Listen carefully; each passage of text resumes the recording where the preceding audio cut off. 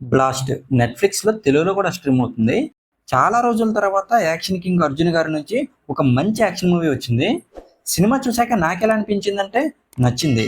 Story point చాలా simple అయినా interesting screenplay, solid action సీక్వెన్సెస్‌తో లాస్ట్ వరకు ఎంగేజ్ చేసింది. Hello all welcome to my channel nomadic cinema. ఇందులో కథ చాలా సింపుల్. నీల అండ్ తన పేరెంట్స్ కరాటే స్పెషలిస్టులు. వాళ్ళ లైఫ్‌లోకి అనుకోకుండా Kripakar gang, Abraham, Varun enter అవుతారు. ఆ తర్వాత ఏం జరిగింది అనేది సినిమాలో చూడాలి. ఫస్ట్ హాఫ్ అయితే చాలా ఎంగేజింగ్‌గా ఉంటది. ఎక్కడా కూడా డీవియేషన్ లేకుండా స్టోరీని సెటప్ చేశారు. ఇంటర్వెల్ ముందు వచ్చే ఫైట్ సీక్వెన్స్ కూడా బాగా డిజైన్ చేశారు. సెకండ్ హాఫ్‌లో అబ్రహం నీలా ఇంటికి వచ్చాక ఒక యాక్షన్ ఎపిసోడ్ ఉంటది. అది మాత్రం అదిరిపోయింది. అబ్రహం క్యారెక్టర్‌ని ఫస్ట్ హాఫ్ నుంచి చాలా పవర్‌ఫుల్‌గా ఎస్టాబ్లిష్ చేశారు. కానీ సెకండ్ హాఫ్‌లో నీలా ఇంట్లో జరిగిన ఫైట్ తర్వాత ఆ క్యారెక్టర్ ఇంపాక్ట్ కొంచెం తగ్గినట్టు అనిపించింది. రవి బస్రూర్ ఇచ్చిన బీజీఎం అయితే ఈ మూవీకి చాలా పెద్ద ప్లస్ అయింది.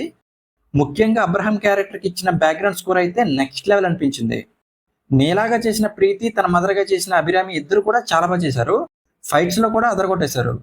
యాక్షన్ కింగ్ అర్జున్ గారికి చాలా రోజుల తర్వాత ఒక పర్ఫెక్ట్ యాక్షన్ ఓరియంటెడ్ రోల్ దొరికింది.